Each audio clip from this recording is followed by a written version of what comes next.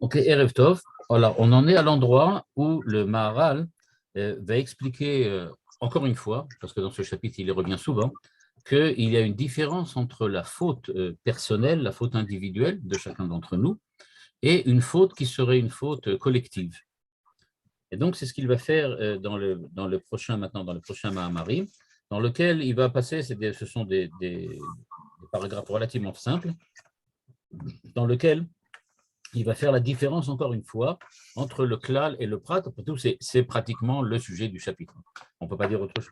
C'est vraiment ça qui revient pratiquement tout le temps, la différence entre ce qu'il appelle le klal, la collectivité, et le prat, c'est-à-dire le fait qu'une personne puisse fauter, c'est normal, c'est quelque chose de naturel, mais au niveau du klal, ça n'existe pas. On en est à l'endroit dans lequel il écrit « Omnam, כל מחלוקת של אלו החכמים, אם נקראו החוטאים עצמם בנים, אבל בוודאי על ישראל בכלל שהם בנים, כי כבר אמרנו לך כי החטא הוא לפרטים, הם החוטאים. C'est-à-dire, le péché, la faute, ne concerne que les individus, que les particuliers. Et comme il explique le Maharal par ailleurs, parce qu'il dit que la faute est ce qu'on appelle une transformation.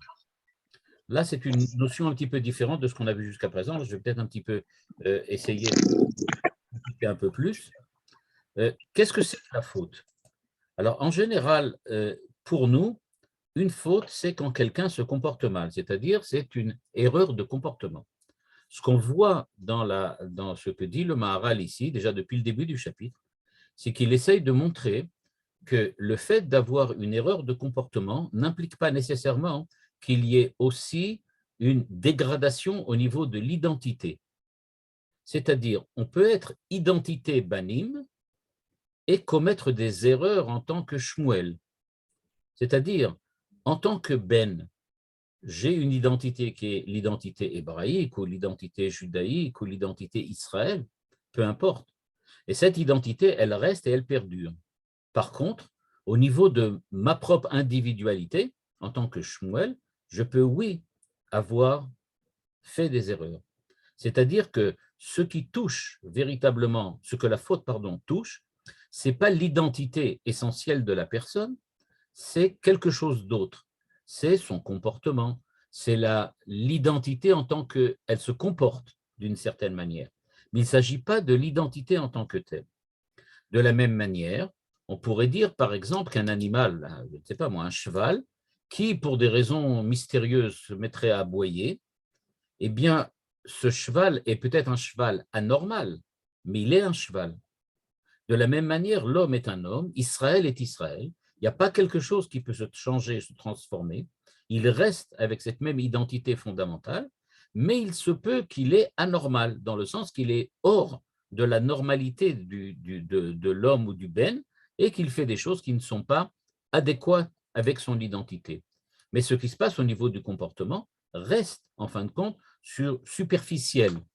Il ne s'agit pas de quelque chose de profond, il ne s'agit pas de quelque chose d'identitaire, mais ça reste superficiel. Le Maharal le dit d'une manière un petit peu différente, et c'est pour ça que je parlais, et il le dit notamment dans Derech Haïm. Dans Derech Haïm, le Maharal aborde le problème de la faute d'une manière, je vais dire, complémentaire à ce qu'on voit ici. Pourquoi? Parce que là-bas, il nous dit, je vais citer, Achet ou la adam ishtanut, chez ou mishtane mitov lera. C'est-à-dire, la faute, le péché, correspond à une transformation, ishtanut, à quelque chose qui change, à un changement, à un mouvement. Et on sait dans la physique aristotélicienne quelle est l'importance du mouvement. Et donc il dit, le chet, donc la faute, est ishtanut. Pourquoi? Parce que l'homme, mishtane mitov lera, son comportement qui était un comportement bien, va maintenant être un comportement mauvais puisqu'il a fait une faute. Ah, Arabi même klal echad. Par contre, la collectivité est une unité klal echad, elle est une unité englobante. On pourrait dire dans la nomenclature, par exemple, de Jasper, c'est un englobant, c'est-à-dire quelque chose qui est un et qui englobe tous les principes individuel. Et donc il dit Arabi men klal echad ve'en shinui le davar ze. Et un klal ne change pas. Qui a shinui le davar mitzad aprati, parce que le changement, c'est seulement du point de vue de l'individualité.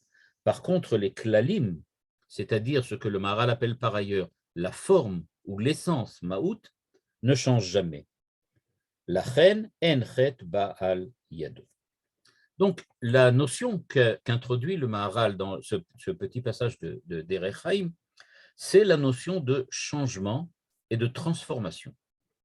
Et ce qu'il nous dit, c'est que si jusqu'à présent, on avait l'impression que faire le mal voudrait dire remettre en cause, comme on l'a vu la semaine dernière, la liberté de choix, le libre arbitre, c'est-à-dire transformer l'essence même de la personne, cela, ça ne peut pas arriver.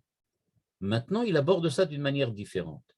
Est-il possible que la faute touche l'essence de l'homme, qu'elle touche l'identité intime et profonde de l'homme, alors que l'on sait qu'une identité, par définition, ne peut pas changer, or la faute est un changement. Il ne s'agit pas ici de comparer ici le bien et le mal, et de dire que le mal est une mauvaise utilisation de la liberté ou une remise en cause de la liberté. Ce que le Maharal aborde ici, c'est la notion de changement, la notion de transformation. Or, c'est une notion qui est extrêmement, je vais dire ça, difficile à expliciter. Parce que quand on parle de la transformation, quand on parle du changement, on a toujours à l'esprit le changement et la transformation du point de vue de la physique. C'est-à-dire que du point de vue de la physique, on pense que les choses se transforment, les choses changent, notamment quand elles se déplacent. Pour nous, à chaque fois qu'on parle de transformation ou de changement, on a tendance à voir un déplacement, c'est-à-dire quelque chose qui rentre en mouvement. Et donc, la question que pose ici le Maharal à la suite d'Aristote et à la suite du Rambam, pour qui les définitions physiques étaient des définitions métaphysiques, c'est-à-dire que la physique influençait le sens de la compréhension métaphysique. Et donc, quand on comprenait le changement comme un déplacement, comme un mouvement, eh bien, ça se posait aussi au niveau de l'identité. Est-il possible qu'une identité se transforme et change? A priori, on se demande même comment la question pouvait-elle se poser. Parce que on sait précisément que la relation particulière qui existait entre ce qu'on appelait à l'époque la matière et la forme, par exemple le bois qui devient une table, le plastique qui devient un stylo. Donc, cette matière qui prend une forme, précisément ce qui fait la spécificité de la matière, c'est qu'elle est susceptible de recevoir, c'est-à-dire d'être transformée au sens propre du terme, transformée, une forme qui se transpose, qui se déplace, qui change. Et donc, a priori, tout objet, toute nature va changer de forme, va passer d'une forme à l'autre. On va prendre le bois, on va en faire un stylo, et du stylo, on va en faire une table, et d'une table, on va en faire une chaise. Donc, a priori, on ne comprend pas quelle est la question du Maharal si on se replace dans la physique d'Aristote, parce que précisément, le changement et la transformation, comme le terme l'indique bien, transformation, il s'agit de passer d'une forme à l'autre. Alors, pourquoi le Maharal, dit-il, on ne peut pas transformer? Au contraire, la physique d'Aristote dit qu'on ne peut que transformer. La réponse, elle est que la question du Maharal n'est pas si la matière peut se transformer, c'est-à-dire passer d'une forme à l'autre. Aujourd'hui, on n'utiliserait peut-être pas le terme de forme, on parlerait d'énergie. Alors, on dirait que l'énergie peut prendre des formes différentes. Ça peut être l'énergie calorifique, et puis ça peut devenir, je ne sais pas moi, l'énergie cinétique ou l'énergie potentielle. Et donc, on dirait que l'énergie prend des formes différentes. Ce que demande ici le Maharal, ce n'est pas si l'énergie peut prendre des formes différentes ou si la matière peut prendre des formes différentes. Ce que demande le Maharal, c'est si la forme elle-même peut perdre cette formalité, cette forme qu'elle est, et devenir une autre forme. Que la matière puisse se transformer, c'est évident. C'est comme ça que le monde fonctionne. C'est ça ce qu'on appelle justement les transformations, c'est-à-dire le fait que la matière puisse être utilisée à bon ou à mauvais escient. Ce que demande ici le Maharal, c'est complètement différent. Il demande, est-il possible de transformer la forme elle-même? L'essence d'une chose peut-elle se transformer? Savoir, je vais te donner l'exemple qui est absurde, mais je pense que ça éclairera mieux peut-être la question du Maharal. La question n'est pas de savoir si la matière qui est devant moi peut prendre la forme d'un lapin puis celle de la forme d'un rat. Ce n'est pas la question. La question est, est-ce que la forme du rat, c'est-à-dire la ratitude, ou bien on dirait au niveau du cheval l'essence chevaline, est-ce que l'essence chevaline ou la ratitude peuvent se changer, peuvent se transformer? Et c'est ça ce que dit ici le Maharal dans le texte des Rechaim, quand il affirme qu'il n'existe pas de changement au niveau de l'essence.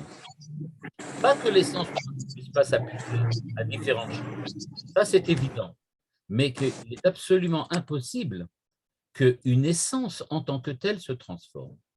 Ce qui voudrait dire, est-il possible à Israël, par exemple, de se convertir au christianisme, à l'islam, à ce qu'il voudrait?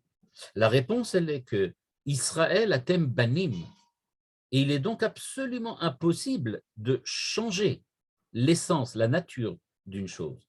Si la chose elle est d'une telle nature, elle ne peut pas changer. C'est évident pour tout ce qui est les êtres vivants, on sait bien qu'effectivement, un lapin ne devient pas un rat. Tout simplement parce que la nature du rat est définitivement rattachée à cette matière-là. Mais ce qu'il faut savoir, c'est qu'un rat qui meurt et qui se décompose, sa matière qui va ensuite revenir, on peut dire comme ça, à la terre, peut ensuite se transformer en un, je ne sais pas, en un arbre ou en un fruit. C'est-à-dire que les mêmes éléments matériels qui étaient ceux qui composaient le lapin sont devenus, grâce à la mort et le fait qu'il est enterré dans la terre, peut devenir ensuite quelque chose d'autre. C'est-à-dire que la matière, en passant diverses transformations, effectivement, va devenir, prendre une autre forme. Mais la forme lapin ou la forme orange du fruit qui est parvenu à sortir grâce à l'engrais du corps du lapin, elle ne peut jamais se transformer. Elle reste définitivement ce qu'elle est. Et c'est ça ce que le Maharal dit quand il dit « Arabi me'em klal echad ve'en la shinui la davar hazeh. Yesh rak shinui le davar mitzad aprati. » C'est-à-dire, du point de vue de l'individu qui est lapin, oui, lui, il va pouvoir changer. C'est-à-dire que le jour où il meurt et que son corps revient, se décompose, cette décomposition pourra donner ensuite un arbre ou un fruit. Mais ça, c'est au niveau de l'individu. Mais au niveau du klal, c'est-à-dire au niveau de la nature elle-même, il est évidemment absolument impossible de transformer la nature chevaline en nature de lapin ou en nature de rat. Donc, ce que ici le Maharal introduit dans le Derechaim, dans cette notion de banim atem lachem elokechem, c'est que quand on dit que nous sommes les banim de Dieu, c'est une nature, c'est une essence, c'est une identité. Ce n'est pas du tout quelque chose qui est rajouté à l'identité de ce que nous sommes. Nous ne sommes pas des hommes et des banim, nous sommes banim, c'est-à-dire que c'est une nature en tant que telle. Peut-être que c'est vrai que les banim sont partie composante de l'humanité, c'est-à-dire qu'on est aussi des hommes globalement, comme tous les hommes. Mais cette nature qu'on appelle l'identité d'Israël, c'est-à-dire l'identité du banim, eh bien elle est absolument intransformable, et donc elle reste définitivement ce qu'elle est. C'est ce que le Maharal dit là-bas dans le cadre de la faute. Alors maintenant, comment agit la faute alors? La faute, dit-il, agit sur l'individu, c'est-à-dire que la faute agit sur la relation particulière qu'il y a entre le corps, la matière, et la forme, l'âme. On va donner ça de cette manière-là. Si on parle de l'identité d'Israël, on restera avec une âme d'Israël, mais la relation avec la vie corporelle, avec la vie existentielle de l'homme, va s'en voir transformée à cause de la faute. D'une certaine façon, un homme qui faute perd la relation intrinsèque qu'il avait avec lui-même, c'est-à-dire avec ce qui fait sa nature, et donc, à cause de cela, il devient effectivement quelqu'un d'autre individuellement. Mais au niveau de la nature de ce qu'il est, il ne change pas. Il reste Israël. Et c'est pour ça qu'effectivement, on peut ensuite le punir, lui faire porter la responsabilité de ses actes. Parce que si jamais on admettait que le mal, l'acte mauvais, transforme la nature d'un homme, il serait définitivement impunissable. Pourquoi? Parce que dès le moment où il aurait fauté, il serait devenu différent. S'il est devenu différent, il n'est plus lui-même. S'il n'est plus lui-même, on ne peut pas le punir. Et donc, ce que nous dit en fait le Maharal, c'est que la nature banim est une véritable nature. C'est quelque chose qui n'a pas de transformation, et donc c'est quelque chose qui est définitivement ce qu'il est. Alors, il dit, tu demandes si l'élément d'une catégorie peut subir des transformations, on peut imaginer, là j'appelle la suite, ça s'est effacé, pardon. Attends, je vais rallumer ça, voilà. On peut imaginer que d'élément en élément, on peut transformer la catégorie, bien évidemment que non. C'est-à-dire qu'un élément est un élément, c'est-à-dire que même si on transforme tous les éléments, ça sera tous des chevaux anormaux, mais des chevaux. Et quoi qu'il en soit, pour donc faire le pendant de ce que dit ici le Maharal, je voudrais rappeler que Jean-Paul Sartre, par exemple, pensait de manière différente, évidemment, que le Maharal de Prague, et lui, il disait qu'en fait, l'identité n'existe pas. Il n'y a pas de nature, il n'y a pas d'essence. Il disait l'existence, c'est une formulation un peu rapide et schématique, ou plutôt même trop schématique de Sartre, mais bon, juste pour l'utiliser comme exemple. L'existence précède l'essence. C'est-à-dire, dans l'optique du Maharal, il est absolument impossible d'imaginer que l'essence se transforme. Par contre, dans l'optique de Jean-Paul Sartre, il ne s'agit pas de dire que l'essence se transforme, mais qu'il n'y a pas d'essence. L'essence, c'est ce qui se fait grâce à l'action. Et donc, pour Jean-Paul Sartre, en tout cas de cette manière schématique où je le présente, quand quelqu'un agit, il se fait lui-même, il se crée lui-même, il se crée son essence. C'est-à-dire qu'il n'existe pas banim aux yeux de Jean-Paul Sartre. Il n'existe que des hommes qui agissent. Et maintenant, il y a des hommes qui agissent d'une certaine façon, ils deviennent banim, et d'autres gens qui agissent d'une autre façon, ils deviennent rechaïm, ou ils deviennent aman, ou ils deviennent je ne sais pas qui.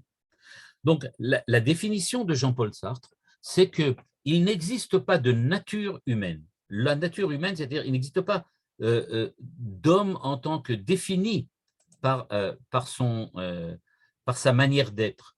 Mais il y a au contraire seulement, on peut dire ça de ce point de vue, il y a seulement une façon d'agir qui crée une personnalité.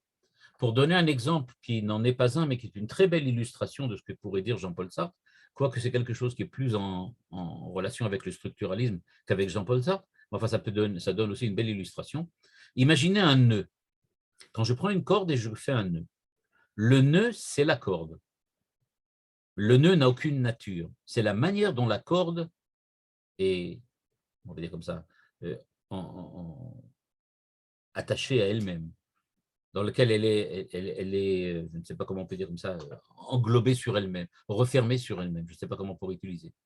C'est-à-dire que ici, ce dont on parle, c'est que le nœud n'a pas de nature. Ce n'est pas une nature, ce n'est pas une essence. Le nœud, c'est la manière dont se comporte la corde. Eh bien, dirait Jean-Paul Sartre, à sa manière, l'homme, c'est pareil. La définition de la nature de l'homme, l'essence de l'homme, ce que le Maharal appelle ici banim, dirait Jean-Paul Sartre, ce n'est pas quelque chose qui est fondamentalement donné à l'homme, comme le dit ici le Maharal, que Dieu a donné à l'homme cette nature Israël qui fait que maintenant il ne peut plus être autre chose qu'Israël. Eh bien, dirait Jean-Paul Sartre, non, pas du tout, c'est un nœud. C'est-à-dire, la manière dont se comporte cet homme, c'est ce qui correspond à la nature d'Israël. On voit bien que le Maharal est éloigné à 180 degrés de ce que dit Jean-Paul Sartre. C'est-à-dire qu'il affirme au contraire l'identité profonde de ce que c'est que être Israël. On retrouve la même notion chez Manitou aussi, quand il parle d'identité, et il parle lui aussi du fait que l'identité évolue, mais c'est-à-dire que on parle dans l'évolution d'identité, pas que pas que l'identité en tant que telle se transforme, mais le fait que les hommes agissent de plus en plus en harmonie, en parallèle avec ce qu'est leur identité.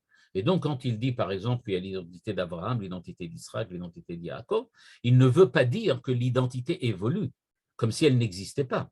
Mais au contraire, il veut dire qu'il y a une identité qui s'appelle Israël, dont Abraham n'était qu'un petit aspect et pas la perfection, dont Yitzhak n'était qu'un aspect, et que donc seulement Yaakov, quand il est devenu Israël, a définitivement adopté l'ensemble des comportements et l'ensemble on va dire des spécificités et des capacités de cette nature. Donc, dit ici le Maharal, il faut accepter cette nature que nous sommes et agir de telle façon que ce soit en correspondance. C'est pour ça, dit-il donc, je reviens donc sur l'idée de départ, que la faute, le chet, ça ne peut être qu'une faute personnelle.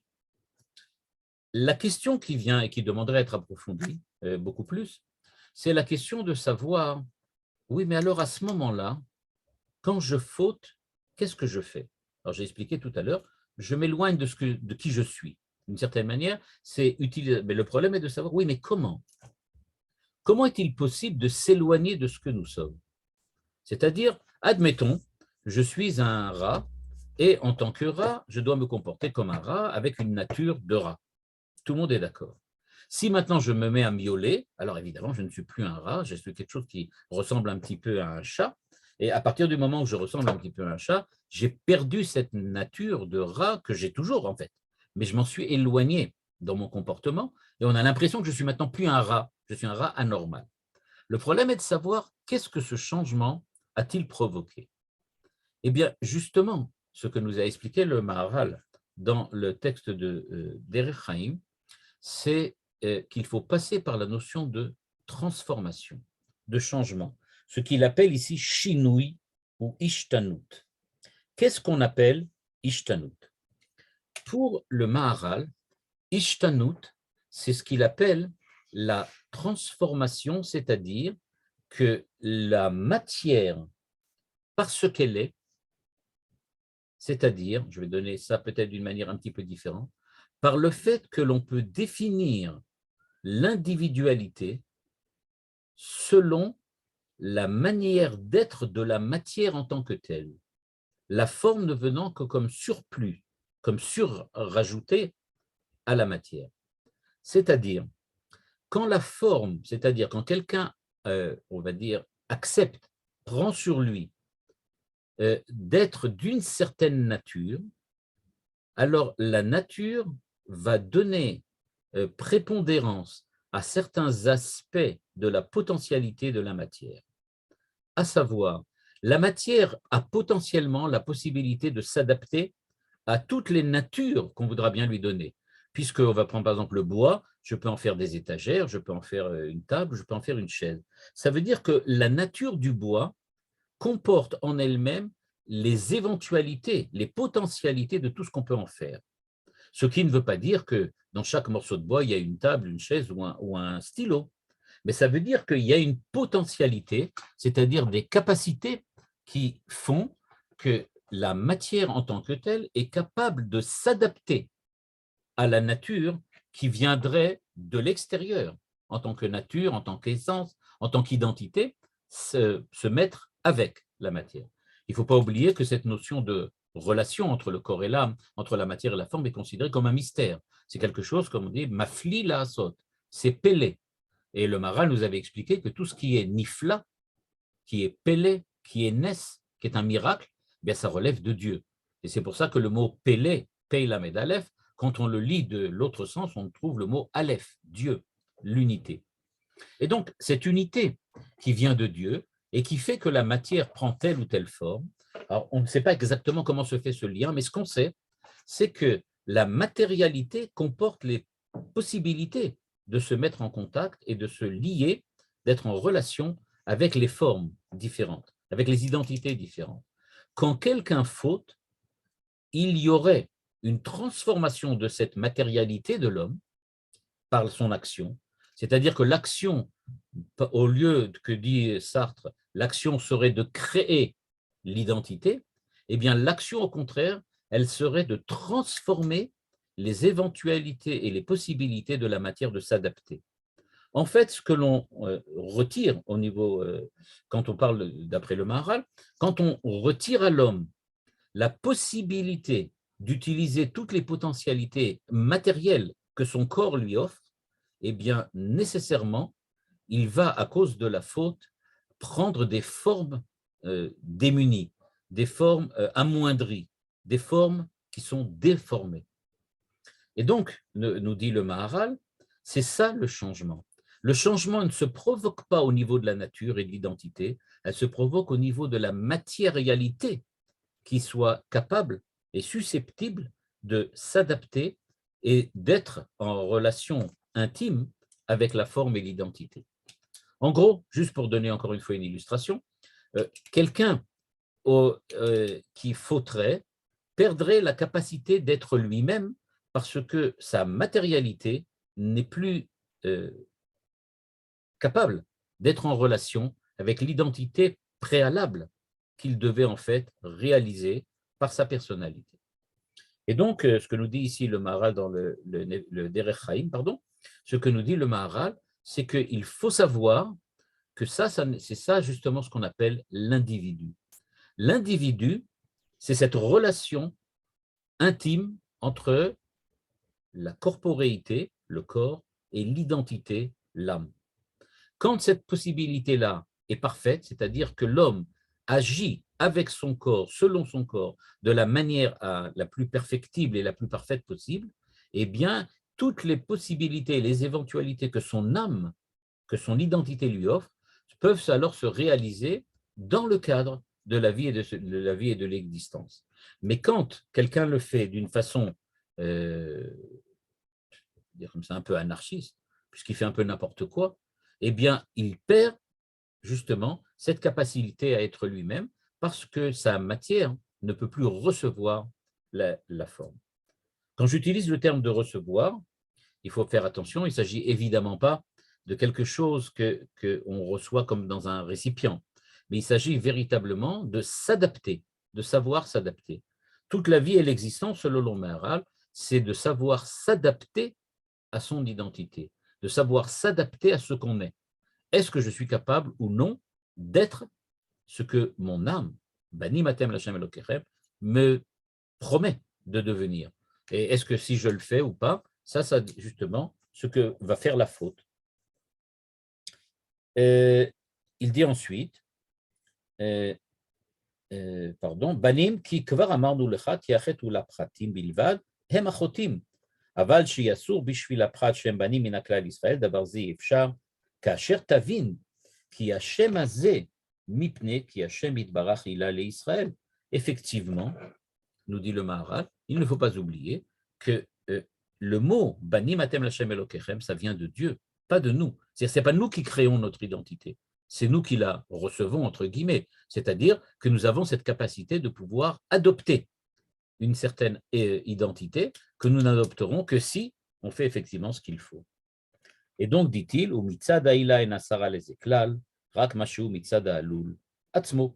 c'est donc seulement ce que l'homme fait par lui-même qui peut effectivement le définir comme étant apte ou pas apte à être ce qu'il pourrait être. Ce qui, donc, à l'inverse de l'existentialisme de Jean-Paul Sartre, souligne qu'on est quelque chose avant même de commencer à agir. On est déjà quelque chose. Notre nature, ce n'est pas quelque chose que nous nous créons nous-mêmes. C'est quelque chose que nous recevons, mais qui arrive en même temps que la conscience que nous en avons. C'est-à-dire qu'il n'est pas possible d'être autre chose que ce que nous sommes, aussi désespérant que ça soit pour certaines personnes qui pensent qu'on pourrait toujours être mieux et être autrement. Mais ce que veut dire surtout le Maharal, c'est que Dieu dirige le monde parce qu'il est le créateur. Et c'est ça l'idée de base de tout ce que dit le Maharal jusqu'à maintenant. L'idée de création, c'est quelque chose qui veut dire que le créateur a véritablement une idée de ce qui va se passer. Le créateur est véritablement persuadé que l'homme va enfin arriver à être celui que lui, Dieu, attend de voir réaliser, parce que c'est ça le but de la création. Donc ça veut dire qu'il y a quelque chose qui est une attente de Dieu. Pour Sartre, qui évidemment ne croit pas en la création et ne croit pas évidemment à un Dieu qui aurait créé le monde, effectivement, pour lui, quand il ne regarde que le monde qui est là autour de lui, il ne voit que des choses qui évoluent et qui changent, qui se transforment. C'est pour ça qu'il dit, la nature des choses, l'essence des choses, l'identité des choses provient de ce qu'elles font. Alors que nous qui parlons de création, nous savons que l'origine de la nature des êtres n'est pas ce qu'ils se font eux-mêmes, mais de ce que les hommes sont par eux-mêmes. On demande par ses actions, l'homme peut s'éloigner de son essence originelle. Exactement. C'est exactement ce que veut dire le Maharal. C'est-à-dire que le Maharal veut dire que, effectivement, les actions, les actes, nous empêchent d'être ce que nous pourrions être. Nous perdons une certaine capacité à réaliser des potentialités qui sont pourtant déjà là. Parce que la matière, un petit peu, je ne sais pas ce qu'on pourrait dire, mais à partir du moment où quelqu'un, par exemple, je vais donner un exemple, prendrait de la matière bois et en ferait de la poussière de bois, alors bien que ce soit une forme aussi, mais enfin bon, c'est juste pour l'exemple. Donc, alors, à partir du moment où j'ai de la poussière de bois, où j'ai de la sueur, je ne peux plus faire de bibliothèque. Je ne peux plus faire maintenant une planche. Avec de la sueur, on ne peut plus. On sait qu'aujourd'hui, c'est possible avec de la colle. Bon, mais sans entrer dans ces détails-là, ça voudrait dire qu'à partir du moment où la forme, où la nature matérielle s'est transformée, c'est-à-dire que j'étais à partir d'un morceau de bois, je suis devenu de la sueur, par mes fautes, par mes actes, eh bien, je ne peux plus redevenir une planche. Alors, qu'est-ce qui va me rester? Eh bien, seulement la possibilité et la capacité d'être du monde. Alors, quelle est l'autre question que tu demandes? Alors, l'action et l'aboutissement de la volonté, comment articuler la relation entre volonté et essence? Et bon, c'est une question l'action et l'aboutissement de la volonté. Oui, mais l'action transforme la matière. La volonté, ce n'est pas en rapport avec la matière, c'est en rapport avec la façon dont l'essence est en l'homme. C'est-à-dire qu'elle fait partie, d'une certaine manière, en tout cas d'après le Maharal, elle fait partie de l'âme de l'homme, mais elle a aussi des aspects qui sont en rapport avec la corporéité, puisque quand on agit, on passe de ce qu'on appelle de la volonté à la volition. C'est-à-dire que la volonté, c'est ce qui fait l'essence même de l'homme, le libre arbitre, le fait qu'il ait le choix, le fait qu'il puisse agir. Donc, c'est quelque chose qui est dans la volonté. La volonté, c'est quelque chose qui est dans l'âme de l'homme, c'est-à-dire qui est dans sa nature.